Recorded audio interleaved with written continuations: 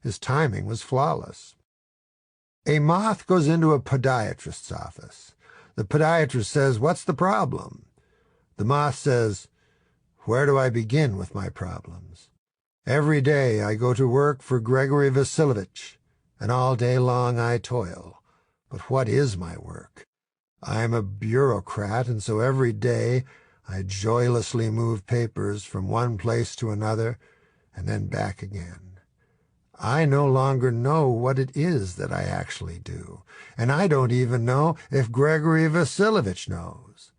He only knows that he has power over me, and this seems to bring him much happiness. And where is my happiness? It is when I awake in the morning, and I do not know who I am. In that single moment, I am happy. In that single moment, before the memory of who I am strikes me like a cane, and I take to the streets and walk in a malaise, here and then there and then here again. Then it is time for work. Others stop asking me what I do for a living long ago, for they know I will have no answer, and will fix my empty eyes upon them, and they fear my melancholia might prove so deep as to be contagious. Sometimes, Doc, in the deepest dark of night, I awake in my bed, and I turn to my right, and with horror I see some old lady lying on my arm, an old lady that I once loved, Doc, in whose flesh I once found splendor, and now see only decay, an old lady who insults me by her very existence. Once, Doc, when I was young, I flew into a spider web and was trapped. In my panic, I smashed my wings till the dust flew from them, but it did not free me, and only alerted the spider. The spider moved toward me, and I became still, and the spider stopped. I had heard many stories from my elders about spiders, about how they would sink their fangs into your cephalothorax, and you would be paralyzed but aware, as the spider slowly devoured you. So I remained as still as possible, but when the spider again began moving toward me, I smashed my wing again into my cage of silk, and this time it worked.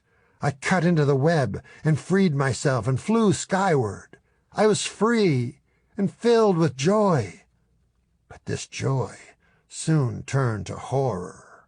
I looked down and saw that in my escape I had taken with me a single strand of silk, and at the end of the strand was the spider, who was scrambling upward toward me. Was I to die high in the sky where no spider should be? I flew this way, then that, and finally I freed myself from the strand and watched as it floated earthward with the spider. But days later a strange feeling descended upon my soul, Doc.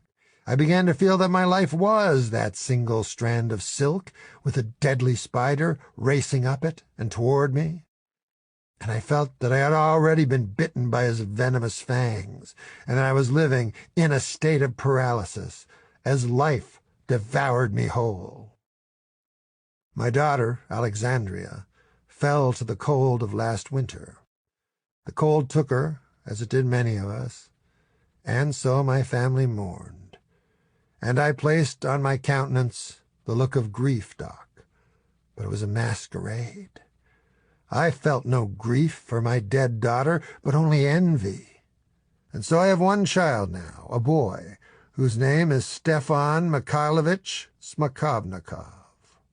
And I tell you now, Doc, with great and deep shame, the terrible truth. I no longer love him. When I look into his eyes, all I see is the same cowardice that I see when I catch a glimpse of my own eyes in a mirror. It is this cowardice that keeps me living, Doc, that keeps me moving from place to place, saying hello and goodbye, eating though hunger has long left me, walking without destination, and at night lying beside the strange old lady in this burlesque of a life I endure. If only the cowardice would abate for the time needed to reach over and pick up the cocked and loaded pistol that lies on my bedside table. Then I might finally end this facade once and for all.